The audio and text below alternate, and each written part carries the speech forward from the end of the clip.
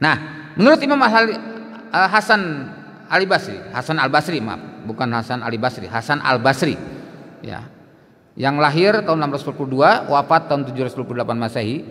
Kezaliman itu dibagi 3 macam. Pertama, kezaliman yang tidak diampuni Allah Azza wa Jalla, seperti syirik. Innallaha la yaghfiru ayyushraka bihi wa yaghfiru ma duna dzalika liman yasha. Sesungguhnya Allah tidak akan mengampuni dosa syirik, Allah mengampuni dosa selain syirik yang Allah kehendaki. Surat An-Nisa 48 dan 116. Kemudian kezaliman yang tidak dibiarkan begitu saja oleh Allah, ya, oleh Allah Subhanahu wa taala tidak dibiarkan. Contoh kezaliman terhadap sesama, ya, korupsi, menghina, membunuh, menggunjing dan lain. Ini dosa-dosa ini, ya, Allah tidak membiarkan. Artinya sebelum dia wafat dia akan merasakan dampak yang begitu berat karena perbuatannya. Kalau dia tidak bertobat kepada Allah, ya. Tapi bertobatnya kalau korupsi itu harus mengembalikan uangnya, ya, itu namanya bertobat.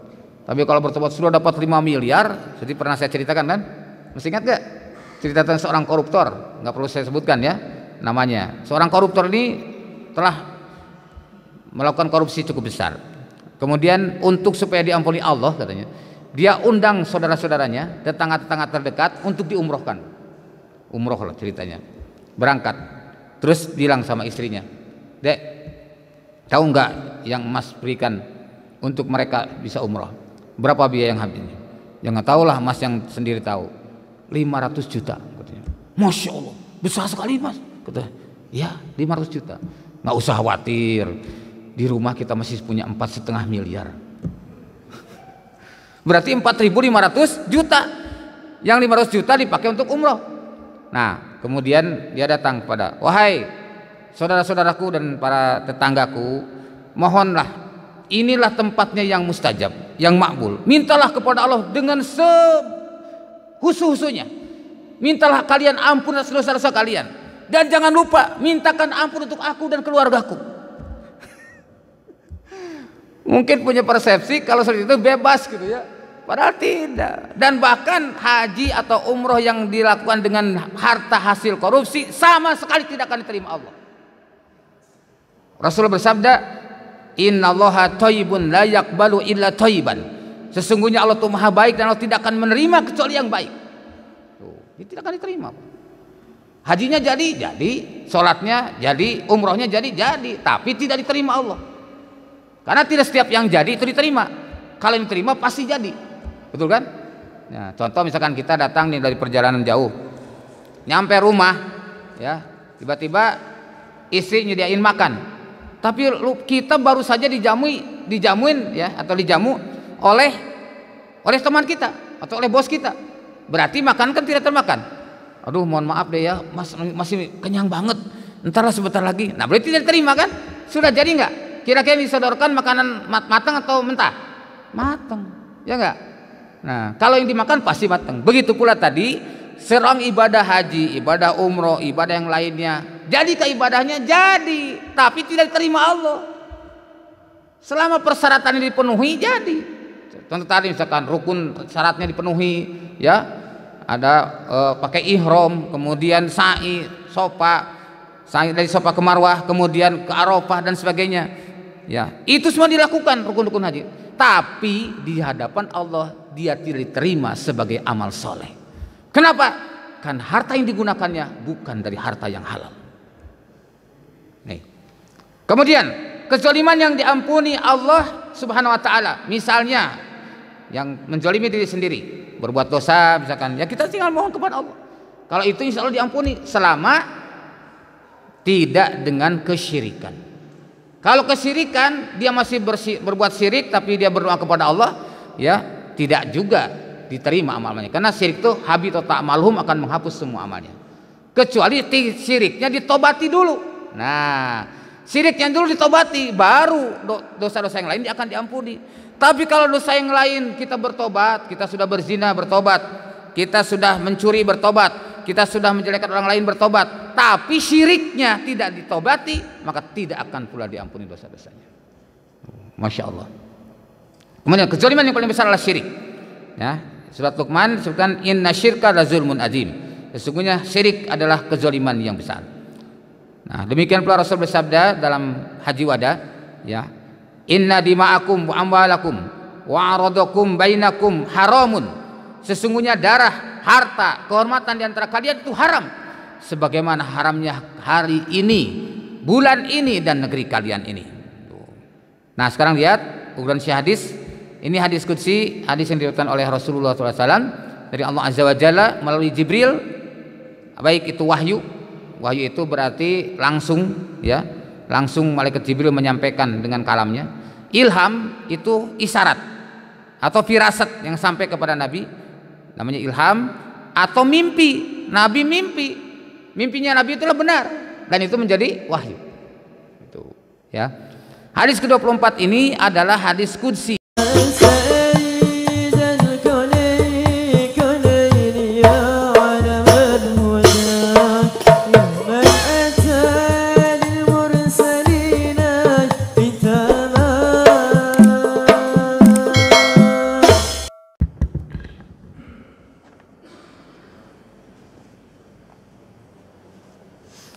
Assalamualaikum warahmatullahi wabarakatuh.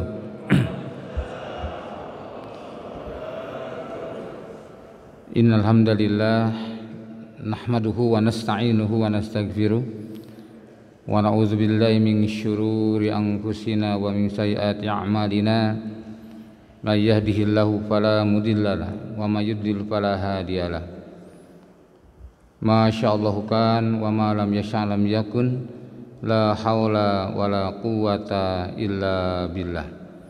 Asyhadu an la ilaha illallah wahdahu la syarikalah wa asyhadu anna Muhammadan abduhu wa rasuluh. Wassalatu wassalamu ala asrofil anbiya'i wal mursalin wa ala alihi wa ashabihi wa tabi'ina wa tabi'ihim wa jami'il mu'minin. A'udzu billahi minasyaitonir rajim. Ya ayyuhalladzina amanu taqullaha haqqa tuqatih wa la tamutunna illa wa antum muslimun. Amma ba'du. Fa inna asdaqal hadis kitabullah wa khairul hadi hadi Muhammad sallallahu alaihi wasallam wa syarrul umuri muhdatsatuha. Ikhwan dan akhwat fillah, jamaah salat subuh Masjid Al-Fajar yang dimuliakan Allah Subhanahu wa taala. Mari kita awali majelis ini dengan baca doa thalabul ilmi. Ini saya tampilkan kembali, khawatir sudah banyak yang lupa, ya. Kita sama-sama baca. Bismillahirrahmanirrahim. Rabbi zidni ilman, Allahumma anfa'ni bima 'allamtani wa 'allimni ma yanfa'uni warzuqni ilman yanfa'uni. Amin. Kesempatan ini sekarang kita akan bahas, lanjutkan kajian hadis arba'in nomor yang ke-24 di halaman berapa Pak? Halaman 15 atau 20 ya. Yang di batik halaman 15, yang merah halaman 20. Silakan yang kitabnya dibuka. Saya menjelaskan ini dengan pakai judul kezaliman di akhir zaman, ya. Supaya apa? Supaya paling tidak kita punya perhatian bahwa betapa banyaknya kezaliman di akhir zaman ini, dan ini jangan sampai menjadi bagian dari hidup kita. Nah, contoh ini kita lihat bentuk kezaliman di akhir zaman, berbagai bentuk kesyirikan.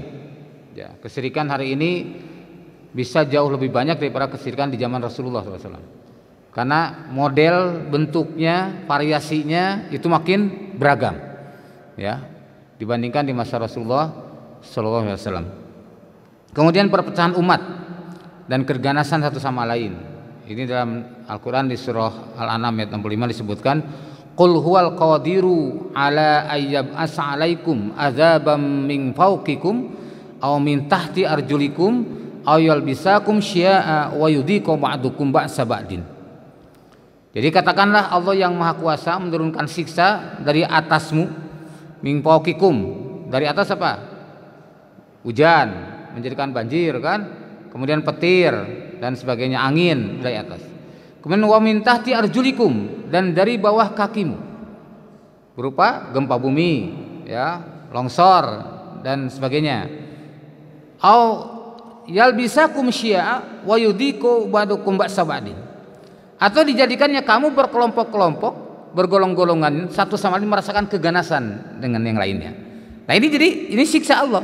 Oleh karena itu bentuklah kezaliman kalau kita terjadi persengketaan, perselisihan, apalagi kalau masalah-masalah yang sifatnya fikih, ya, hanya masalah yang satu kunut yang satu tidak sampai tak mau berjamaah, misalkan hanya yang satu tahiyatnya digerakkan, yang satu diam aja, tidak mau berdekatan. Nah ini hati-hati, hal semacam ini harus kita kikis. Ya, ini merupakan bentuk kezaliman. Kemudian ambisi kepemimpinan, sehingga menghalalkan segala cara. Pokoknya yang penting saya jadi pemimpin. Ini Nabi sudah sampaikan bahwa satahrisuna alal imaroh nazamata yaumal qiyamah. Kamu nanti akan berebut dalam urusan kepemimpinan, tapi akan jadi penyesalan di hari kiamat. Oh, masya Allah. Karena dalam Islam kepemimpinan itu amanah hakikatnya, bukan rebutan, Pak. Jadi kalau menurut Islam, seseorang yang akan pemimpin itu dia harusnya nangis sejadi-jadinya, kan itu sudah mendapatkan fitnah dan musibah. Satu ketika Khalifah Umar disampaikan oleh para sahabat, ya Amirul Mukminin, sepeninggalmu apa tidak lebih baik engkau berwasiat kepada anakmu Abdullah bin Umar, ya, sebagaimana Abu Bakar berwasiat kepadamu. Apa kata Umar? Jangan sampai fitnah 2 kali menimpa keluarga saya. Tuh, masya Allah, ya. Jadi itu fitnah. Sekarang coba kalau kita jadi pemimpin, apa yang dilakukan, Pak? Undang sana undang sini, yuk rame-rame tasakur bini mah. Apa bini mah? Kepemimpinan itu musibah. Ya. Makanya Rasulullah bersabda, barang siapa yang jadi pemimpin di antara kalian, kalau tidak bisa melaksanakan kepemimpinannya, nanti dia tidak akan mencium wanginya surga. Tuh, masya Allah. Tetapi kalau dia jadi seorang imamun adilun, sebagai imam yang adil, maka dia akan menjadi orang yang pertama masuk surga. Oh, masya Allah, luar biasa ya. Nah, kemudian yang keempat, penyimpangan sunnah Rasulullah SAW. Di akhir zaman ini tidak akan sedikit orang-orang yang mengaku sunnah Rasul padahal bukan sunnah Rasulullah. Ya. Kemudian yang kelima, banyaknya pembunuhan. Ini termasuk salah satu fitnah di akhir zaman. Hari ini betul banyak pembunuhan dengan berbagai macam cara.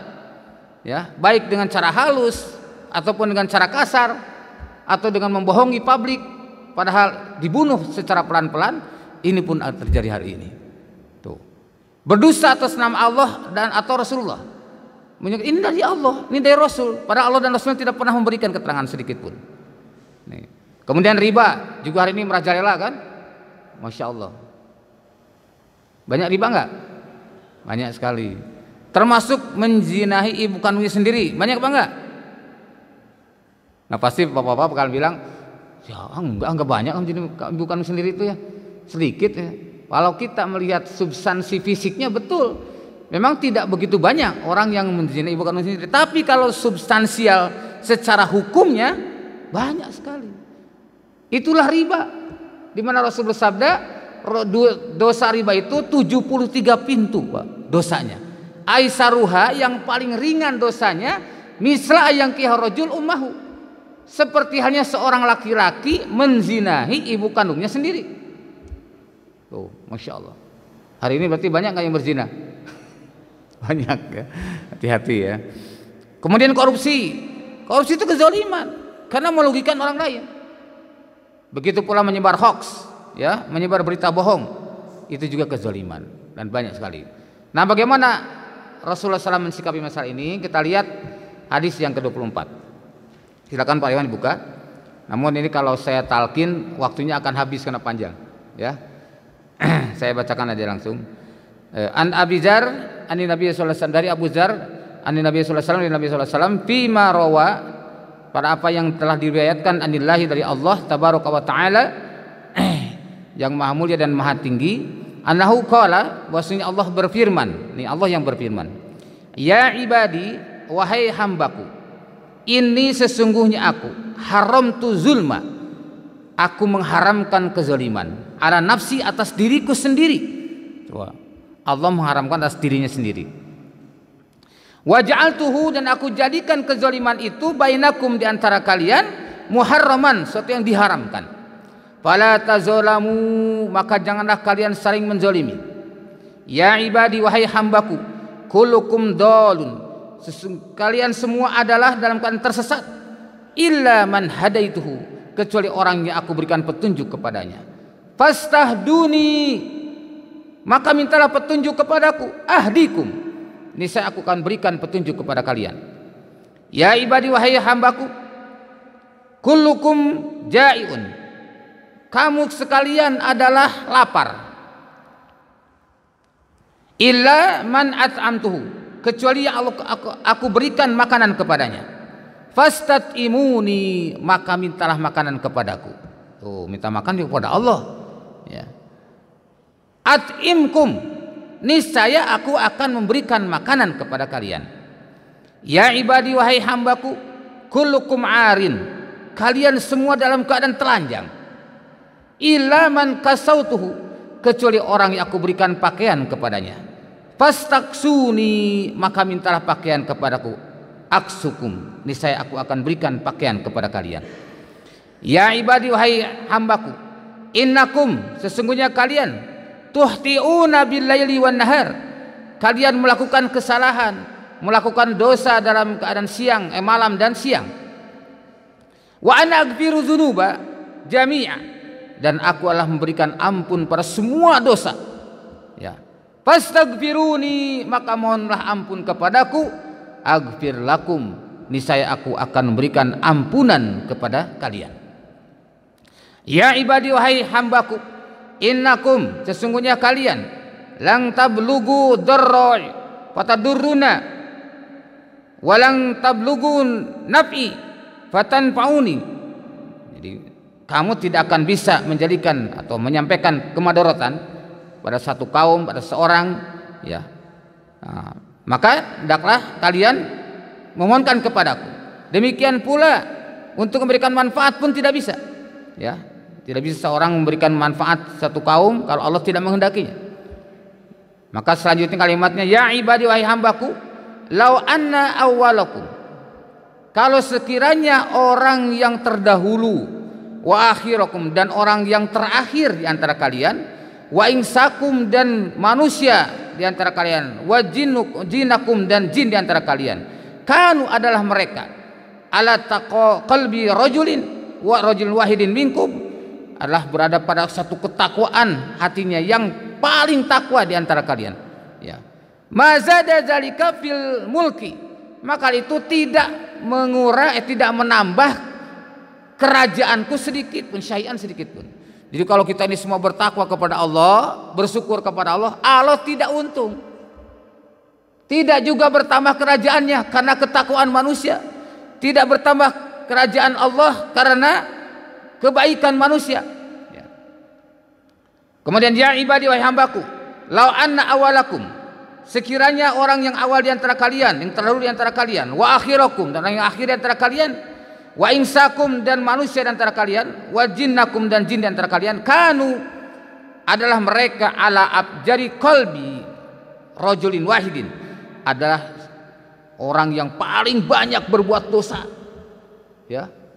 Jadi kalau misalkan manusia itu semua berdosa kepada Allah, ya.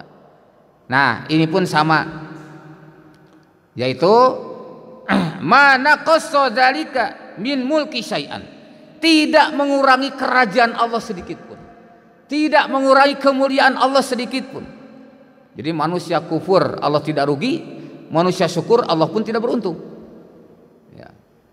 Nah, ya ibadi, wahai hambaku, lau anna awalakum wa akhirakum, kalau sekiranya ada di antara kalian orang yang terdahulu di antara kalian, wa akhirakum, dan orang yang akhir di antara kalian, wa insakum, dan jin, manusia di antara kalian, wa jinnakum, dan jin di antara kalian, qamu, ya, qamu, mereka berdiri, fi sa'idin wahidin fas'aluni, mereka kemudian berdiri satu tempat, kemudian setiap orang meminta kepada Allah, ya, fas'aluni fa'ataitu kulla insanin mas'alatuhu, lalu kemudian Allah mengabulkan semua permintaan manusia. Jadi berada misalkan manusia di satu kembah atau satu lapangan, kemudian berdoa kepada Allah, ya Allah, saya minta A, yang ini saya minta B, semua pada minta. Lalu Allah bagikan semua permintaan itu, Allah kabulkan. Mana qassa zalika mimma indi, maka itu tidak mengurangi sedikit pun yang aku miliki. Illa kama yankusul hityatu idza adkhilal bahr, kecuali diibaratkan seperti jarum yang dimasukkan ke dalam laut. Nah, air yang netes di dalam jarum itulah kekuasaan Allah yang diambil oleh seluruh manusia dan jin. Masya Allah. Dan laut serta berisinya semuanya itulah maha kuasanya Allah. Ini sampai seperti itu para ikhwan. Jadi manusia sekolong jagat ini, miliaran manusia minta kepada Allah. Begitu pula jin minta kepada Allah. Dikabulkan tuh doanya oleh Allah semua. Itu tidak mengurangi segala sesuatu yang Allah miliki. Kecuali tadi apa? Ibarat jarum yang dicelupkan ke dalam air laut lalu diangkat. Nah, air yang netes di jarum itulah gambaran permintaan seluruh manusia dan jin. Masya Allah. Luar biasa ya. Nah, kemudian juga ya ibadi hambaku, innama hiya a'malukum, sesungguhnya hanyalah amal-amal kalian, uhsihalakum, ya, adalah merupakan akan menjadikan tanggung jawab kalian semua. Summa uqikum iyah, kemudian aku pun akan membalas atas amal-amal kalian itu. Faman wajada khairan, maka barang siapa yang mendapatkan kebaikan, falyahmadillah, maka hendaklah memuji kepada Allah SWT. Wa man wajada ghayra dzalik, dan barang siapa mendapatkannya selain itu, fala yalumanna illa nafsah, maka janganlah kalian menyalahkan siapapun kecuali diri kalian sendiri. Kecuali menyalahkan dirinya, ya, illa nafsah, kalau dirinya yang disalahkan. Ini saya kenapa begini? Ya, ini akibat saya. Kenapa? Dikatakan ma min hasanatin paminallah. Segala kebaikan itu datang dari Allah. Wa ma min sayyi'atin fa min nafsik, dan keburukan itu datang daripada diri kamu sendiri. Surat apa, Pak? Masih ingat enggak? Masih ingat enggak? Sudah sampaikan di sini kok. Udah lupa ya? Aduh, belum hafal sudah lupa ya. Surat An-Nisa ayat 79. Nah, kemudian qala Sa'id, Allah Sa'id berkata, kana Abu Idris Al-Khawlani, ya, Abu Idris Al-Khawlani, inna haddasa bihadal hadis, ia berkata tentang hadis ini, ja'a ala rukbatai. Jadi datang ini adalah merupakan datang ini dari orang Syam, ya. Dia dalam keadaan ruku. Nah, ini terjemah hadis ke-24. Yang tadi saya tidak perlu dibacakan lagi ya. Ini hadisnya riwayat Muslim nomor 2577. Nah, kita lihat Allah berfirman, Allah mengharamkan kezaliman ini. Jadi ini hadis qudsi. Dalam hadis ini Allah Ta'ala berfirman, wahai hambaku, sesungguhnya aku mengharamkan kezaliman atas diriku dan aku menjadikan kezaliman itu haram di antara kalian. Maka janganlah kalian saling menzalimi.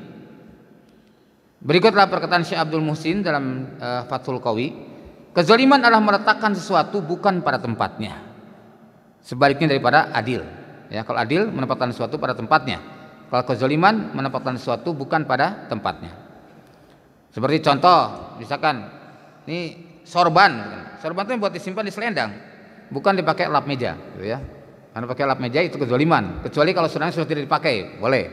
Jadi kalau masih dipakai, hendaknya hindari, apalagi dipakai ngepel lantai, gitu ya. Itu namanya kezaliman. Allah Ta'ala mengharamkan kezaliman atas dirinya dan menghalanginya dari dirinya. Jadi ini hak Allah, ya. Allah memiliki kudrah, memiliki kemampuan, namun tidak ada kezaliman dari Allah selamanya. Ini disebabkan kesempurnaan keadilan Allah Ta'ala. Jadi Allah tidak pernah berbuat zalim. Ini buktinya Allah tidak akan pernah berbuat zalim. Di dalam Al-Quran, pertama surah An-Nisa ayat ke-40, ya.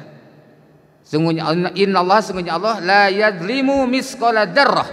Allah tidak akan menzalimi walaupun seberat biji sawi, seberat zarah. Ya. In taku hasanatun yudha'ifha. Jika ada kebajikan sekecil apapun, Allah akan melipat gandakannya. Masya Allah. Wa yu'ti min ladunhu ajrun azima, dan akan berikan pahala yang besar dari sisinya. Masya Allah. Dalam surah Yunus ayat ke-44, innallaha, sungguhnya Allah la yadlimun nasa syai'a walakinnan nasa anfusahum yadlimun. Sesungguhnya Allah tidaklah menzalimi manusia sedikit pun, tetapi manusia itulah yang menzalimi diri mereka sendiri. Kemudian dalam surah Al-Isra ayat 71, Yauma nad'u, ini ya-nya kurang enggak ke cetak. Yauma nad'u kulla unasim bi imamihim. Pada hari nanti di yaumil qiyamah, nad'u, kami akan memanggil kulla unasin, setiap manusia bi imamihim, beserta imam mereka, beserta pemimpin mereka. Jadi kalau siapa yang dijadikan panutan, dijadikan pemimpin ketika kita di dunia, itu yang akan dikumpulkan di yaumil qiyamah. Maka di dalam tafsir ayat ini nanti Nabi Nuh bersama kaumnya, bersama orang-orang yang naik kapal di Nabi Nuh, 80-an orang itulah yang menjadi kaum Nabi Nuh. Adapun sisanya mereka akan dimasukkan ke dalam neraka. Tuh. Di zaman Nabi Musa, orang-orang yang bersama Nabi Musa itulah yang selamat. Itulah jamaah di zaman Nabi Musa yang melintasi Laut Merah. Mereka itulah orang-orang yang selamat di zaman Nabi Musa. Dan mereka akan jadi pemimpin para Nabi Musa. Adapun sisanya mereka pengikut Fir'aun, sama akan dilemparkan ke dalam neraka. Coba kita kira-kira nih, kalau kita hidup di zaman Fir'aun dulu, ya, di mana kontradiktif antara Fir'aun sebagai penguasa yang punya kekuatan yang dahsyat dengan Nabi Musa yang tidak punya apa-apa. Kalau kita hidup pada saat itu, Pak, kira-kira kita mau jadi pengikut siapa? Fir'aun atau Nabi Musa? Benar. Kayaknya nggak yakin ya akan jadi pengikut Nabi Musa. Kenapa? Waktu itu pun Nabi Musa diomelin sama pengikutnya kan, berkali-kali diomelin coba. Masya Allah. Tapi alhamdulillah mereka istiqomah bersama Nabi Musa, selamat akhirnya Allah selamatkan. Walaupun secara zahir, secara fisik nggak mungkin Nabi Musa bisa mengalahkan Fir'aun, betul. Maka ketika akan berangkat menghadapi Fir'aun, kata Allah kan, idhaba ila fir'auna innahu tagha. Hei Musa, berangkat kalian berdua bersama Harun untuk menyampaikan kepada Fir'aun. Innahu tagha, sungguhnya dia telah togut, orang yang melampaui batas. Tapi apa kata Nabi Musa? Ya Allah, bagaimana mungkin saya dengan Harun berdua melawan Fir'aun yang begitu hebat? Tapi apa kata Allah? Inni ma'akuma, aku beserta kalian berdua. Coba, dua orang Pak menghadapi kekuatan Fir'aun, berani. Karena apa? Karena Allah bersamanya. Nih, ini kita ini kadang-kadang seringkali terjebak dengan fisik, ya nggak? Karena jadi takut, nggak berani menyampaikan kebenaran hanya karena kekuatan fisik yang akan menerima kebenaran itu. Tuh. Maka walaupun demikian, Nabi Musa tetap diperintahkan oleh Allah untuk menyampaikan kepada Fir'aun dengan qaulan layyina, dengan ucapan yang lembut. Tuh. Jadi tidak boleh provokasi atau propaganda atau bahkan menghujat, tetap saja disampaikannya harus dengan kalimat yang lembut. Maka dalam hadis dikatakan Abdulul jihad, seutama-utama jihad adalah kalimatul haq inda sultani jair. Paling utama jihad itu adalah menyampaikan kebenaran kepada penguasa yang zalim, atau kepada pemimpin di tengah-tengah kalian adalah orang-orang yang zalim. Sampaikan kebenaran, itulah jihad yang paling utama. Masya Allah. Nah ini para ikhwan, maka insya Allah mudah-mudahan ya kita termasuk orang-orang yang apabila hidup di masa Nabi Musa akan jadi pengikut Nabi Musa walau tidak punya kekuatan secuil pun, karena berpihak kepada kebenaran itulah misi para nabi ya. Kemudian yang selanjutnya di sini disebutkan faman utiya kitabahu, maka barang siapa yang diberikan kitabnya biyaminihi, dengan tangan kanannya, faulaika yaqrauna kitabahum, maka mereka akan membaca kitab-kitab mereka, wala yuzlamuna fatila, dan tidak akan dizolimi sedikit pun. Jadi Masya Allah, Allah tidak akan pernah menzolimi sedikit pun. Amal kita akan disesuaikan. Fama ya'mal misqala dzarratin khairan yarah, wa ma ya'mal misqala dzarratin syarran yarah. Siapa yang berbuat kebaikan, Allah akan berikan sekecil apapun kebaikan dengan pahala yang berlipat ganda. Siapa yang berbuat keburukan, Allah pun akan berikan dengan dosa atau siksaan yang setimpal. Nah, kemudian dalam surah Toha ayat 112, wa may ya'mal minas salihah, wa may ya'mal minas salihah, dan barang siapa yang mengerjakan kebajikan, wa huwa mu'minun fala yakhafu zulma wala hadma, dia kemudian tidak khawatir di hatinya dan tidak akan diperlakukan zalim. Dia tidak akan takut dia diperlakukan zalim terhadapnya, tidak pula khawatir akan pengurangan amal-amal tersebut atau haknya. Jadi tidak akan pernah sedikit pun ya apa ini sepele, tidak ada kata yang sepele. Semua kebaikan yang Allah berikan kepada kita, kita syukuri, dan semua kebaikan yang kita lakukan pun jangan pernah kita anggap sepele, karena Allah sendiri Maha melihat. Wa ma Allah yuridu zulma lil ibad, dan Allah tidak menghendaki perbuat kezaliman terhadap hamba-hambanya. Wa ma rabbuka bizallamil lil abid.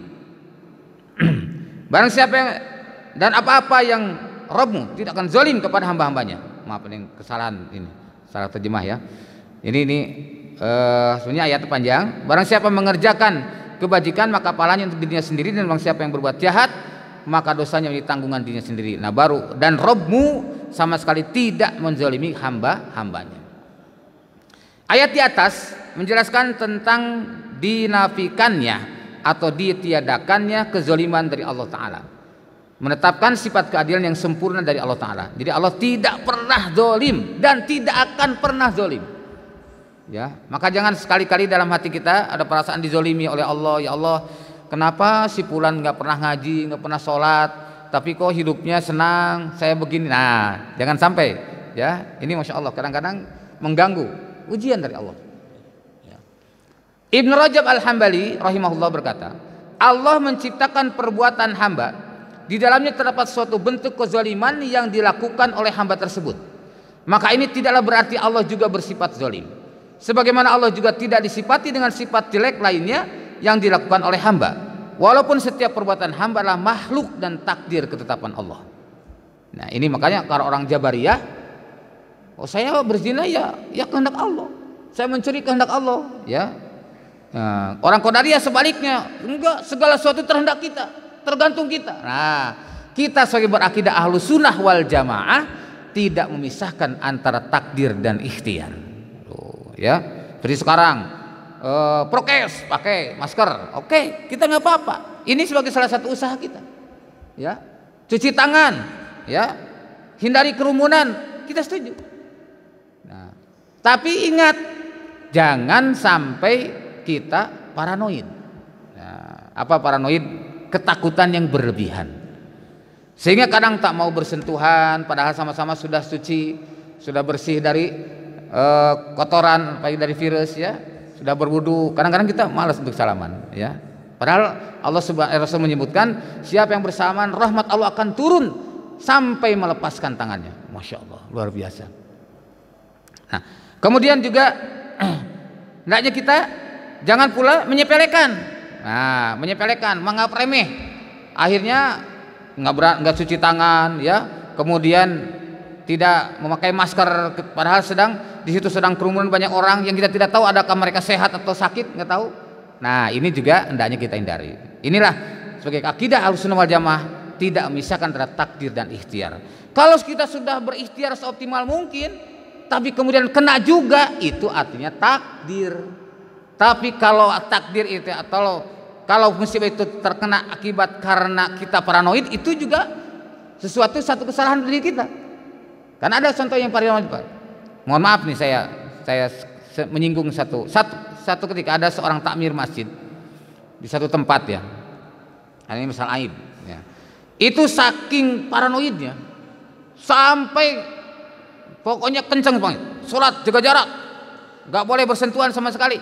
Nah, kemudian sudah itu ada orang misalnya masuk, dia lupa bawa masker, diusir, Pak. Kalau kita alhamdulillah disediain kan. Nah, ini diusir, pulang. Nggak lama kemudian dia yang terkena COVID. Coba. Sementara zamannya nggak ada yang kena. Nih, apa penyebabnya?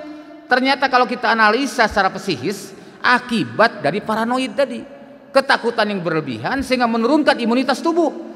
Karena turun imunitas tubuh mudah kena penyakit, kena udara buruk aja langsung sakit. Tuh, Masya Allah. Ini ya, maka harus kita tetap wajar saja. Jika seorang muslim jadi umatan wasato, umat yang wajar, tidak berlebihan tapi juga tidak menyepelekan. Nah, Allah tidaklah disifati kecuali dengan perbuatannya saja, dan tidak disifati dengan perbuatan hambanya. Jadi tetap Allah berdiri sendiri, mukhalafatul lil hawadis, berbeda dengan makhluknya. Tidak bisa disamakan. Setiap perbuatan hamba adalah makhluk dan ciptaannya. Namun Allah tidaklah disifati dengan sesuatu dari perbuatan hamba tersebut Allah hanyalah disifati dengan sifat dan perbuatan yang dia melakukannya sendiri. Wallahu alam bissawab. Ini dalam kitab Jamil Ulum wal Hikam juz 2 halaman 36. Nah, menurut Imam Hasan Al-Basri, maaf, bukan Hasan Ali-Basri, Hasan Al-Basri, ya, yang lahir tahun 642, wafat tahun 728 Masehi. Kezaliman itu dibagi 3 macam. Pertama, kezaliman yang tidak diampuni Allah Azza wa Jalla, seperti syirik. Innallaha la yaghfiru ayyushraka bihi wa yaghfiru ma duna dzalika liman yasha. Sesungguhnya Allah tidak akan mengampuni dosa syirik, Allah mengampuni dosa selain syirik yang Allah kehendaki. Surat An-Nisa 48 dan 116. Kemudian kezaliman yang tidak dibiarkan begitu saja oleh Allah. Ya, oleh Allah Subhanahu wa taala tidak dibiarkan. Contoh kezaliman terhadap sesama. Ya, korupsi, menghina, membunuh, menggunjing dan lain. Ini dosa-dosa ini, ya, Allah tidak membiarkan. Artinya sebelum dia wafat dia akan merasakan dampak yang begitu berat karena perbuatannya. Kalau dia tidak bertobat kepada Allah, ya. Tapi bertobatnya kalau korupsi itu harus mengembalikan uangnya, ya, itu namanya bertobat. Tapi kalau bertobat sudah dapat 5 miliar, seperti pernah saya ceritakan kan, masih ingat gak cerita tentang seorang koruptor? Nggak perlu saya sebutkan ya namanya. Seorang koruptor ini telah melakukan korupsi cukup besar. Kemudian untuk supaya diampuni Allah katanya, dia undang saudara-saudaranya, tetangga-tetangga terdekat untuk diumrohkan. Umroh lah ceritanya. Berangkat, terus bilang sama istrinya, "Dek, tahu nggak yang Mas berikan untuk mereka bisa umroh? Berapa biaya yang habisnya?" "Ya nggak tahu lah Mas, yang sendiri tahu." 500 juta katanya. "Masya Allah, besar sekali Mas," kata. "Ya, 500 juta. Nggak usah khawatir, di rumah kita masih punya 4,5 miliar." Berarti 4.500 juta. Yang 500 juta dipakai untuk umroh.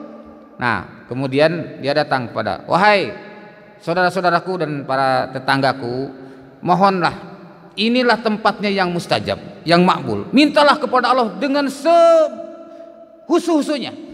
Mintalah kalian ampun atas dosa-dosa kalian. Dan jangan lupa mintakan ampun untuk aku dan keluargaku."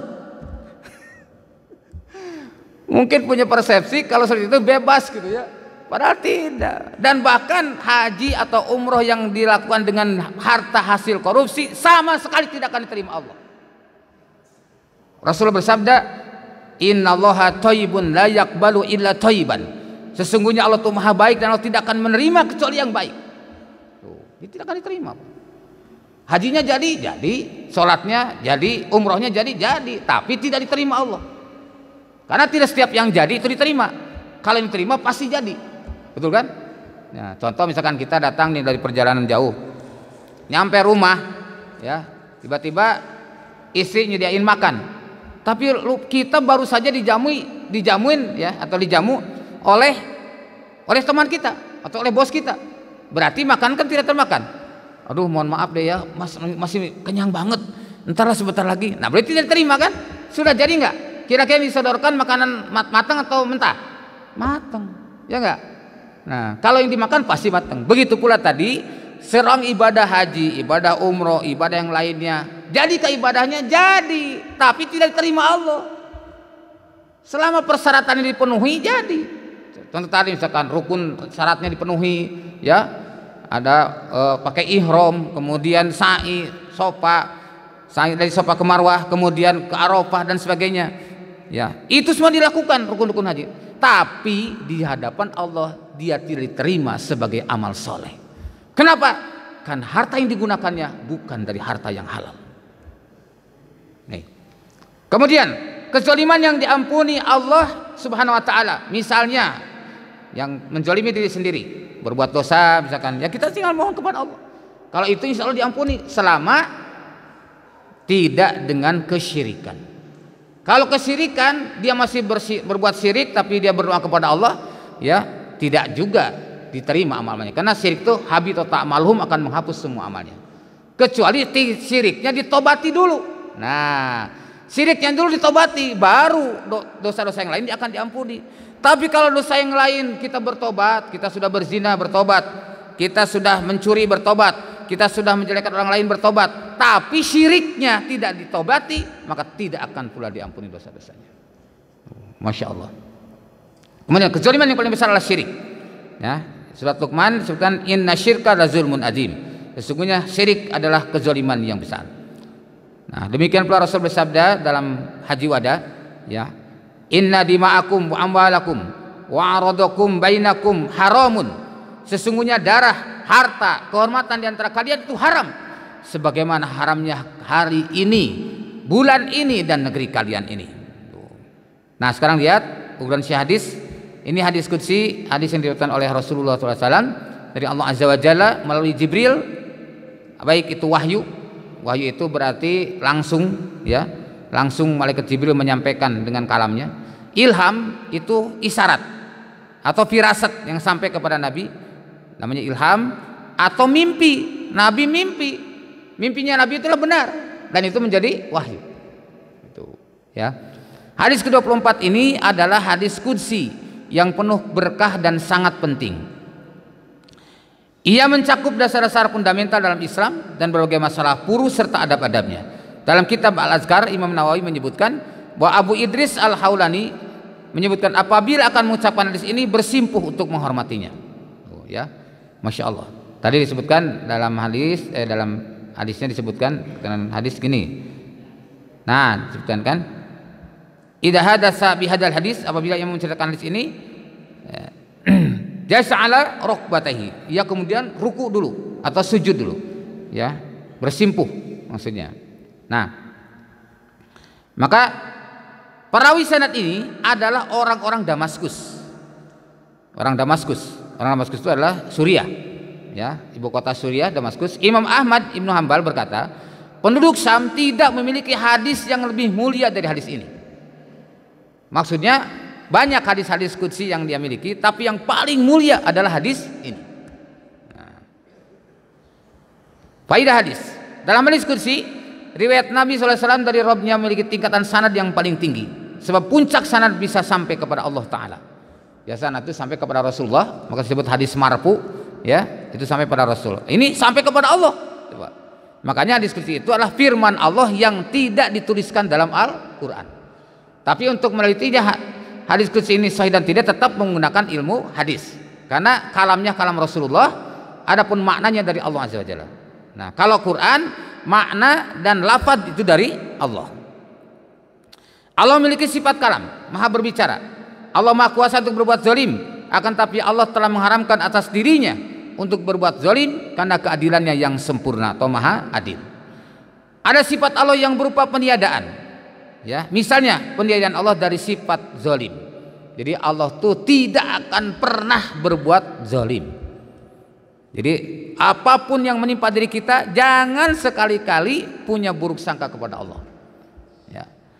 Hak Allah yang untuk mengharamkan atau mewajibkan sesuatu atas dirinya. Manusia tidak berhak mengharamkan atau mewajibkan atas Allah Ta'ala. Contoh dalam Al-Quran surah Yunus ayat 103. Hakon alaina nungjil mu'minin.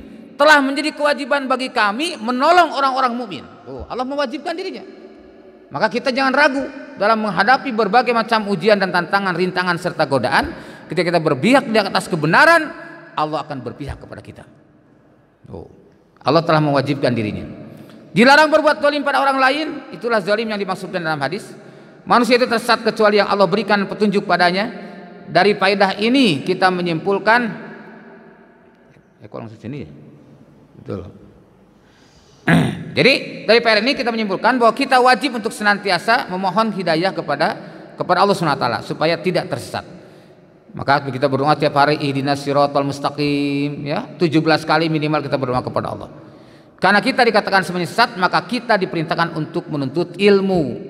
Nah, makna ihdinas siratal mustaqim pun maknanya tunjukkan pada jalan yang lurus, salah satunya adalah dengan menuntut ilmu. Orang tidak menuntut ilmu, dia tidak tahu kebenaran. Makanya Rasul bersabda, man salaka tariqan yaltamisu fihi ilman, sahalallahu lahu bihi tariqan ilal jannah. Barang siapa yang bersegera ke tempat kajian ilmu, Allah akan mudahkan jalannya ke surga. Udah bunyinya. Nah, hidayah taufik hanya datang dari Allah Ta'ala. Hidayatuddin ada agama. Hidayatul hawas panca indera kita miliki. Hidayatul akli kita miliki. Tapi hidayatul taufik hanya dari Allah Subhanahu wa Ta'ala. Ya, maka Abu Thalib pamannya sendiri dinasihatin oleh Rasulullah sampai akhir hayatnya, tetap ia tidak mau mengucapkan 2 kalimat syahadat. Maka ketika berdoa kepada Allah, ya Allah, berikanlah petunjuk kepada pamanku, orang yang aku cintai. Maka Allah berfirman gimana? Innaka la tahdi man ahbabta.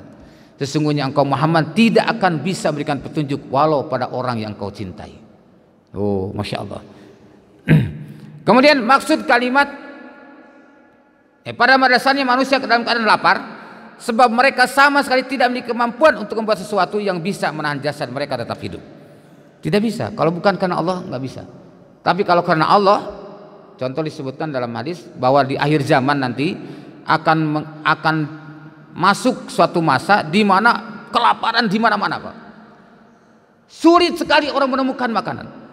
Orang-orang mukmin bagaimana dia menutupi kelaparannya dengan berzikir kepada Allah. Maka Allah berikan kekuatan fisiknya untuk bisa bertahan. Oh, Masya Allah.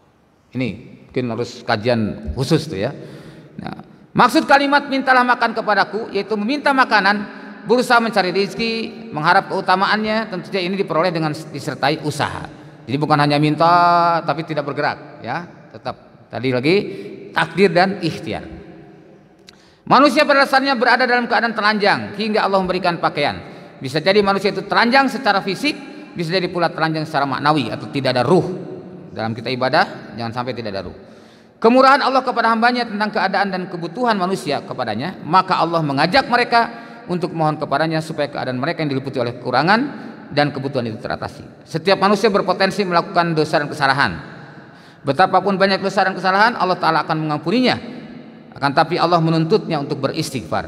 Ke-17, beristighfar bisa dilakukan dengan 2 cara, yaitu memohon ampunan dengan ucapan astagfirullah atau mohon ampunan dengan amal soleh yang menjadi sebab tercapainya ampunan Allah. Misalnya dengan banyak sholat sunnah, sedekah dan lain-lain. Allah akan menghapuskan seluruh dosa bagi yang meminta ampunan kepadanya. Adapun tidak mengucapkan istighfar, dosa kecil akan terhapus dengan amal soleh, sedangkan dosa besar harus disertai taubatan nasuha. Tidak bisa dihapuskan oleh amal soleh menurut jumhur ulama. Maha sempurna kekuasaan Allah dan dia tidak butuh pada hambanya. Tempat ketakwaan dan kejahatanlah di hati. Jadi tahu takwa dan jatuh dalam hati. Maka Rasul mengatakan at-taqwa hahuna, at-taqwa hahuna, at-taqwa hahuna. Takwa itu di sini, takwa itu di sini. Ya. Bukan sakitnya di sini ya. Takwa itu di sini. Sempurnanya dan luasnya kekayaan Allah Azza wa Jalla. Muslimin yang hidup berjamaah terpimpin lebih mudah dikabulkan doanya daripada muslimin yang hidup dalam keadaan berpecah belah. Dalam hadis katakan al-jama'atu rahmatun wal furqatu azabun. Bahwa berjamaah itulah rahmat dan perpecahan itulah azab. Allah Ta'ala menghitung amalan hamba, tidak ada seorang pun yang dikurangi haknya sedikit pun. Siapa saja yang beramal ini saya akan dibalas oleh Allah tanpa Allah berbuat zalim sedikit pun. Wajib memuji Allah bagi yang mendapatkan kebaikan karena 2 hal. Allah memudahkan untuk beramal, Allah membalasnya dengan pahala yang berlipat ganda. Siapa yang terlambat dalam beramal soleh dan ia tidak mendapatkan kebaikan, maka celaannya pada dirinya sendiri. Wallahu a'lam bishawab. Ini ada pertanyaan masuk. Saat ini ada film yang menceritakan penemuan bahwa petir itu adalah bahan baku pembuat pupuk. Wih, Masya Allah. Dan bisa juga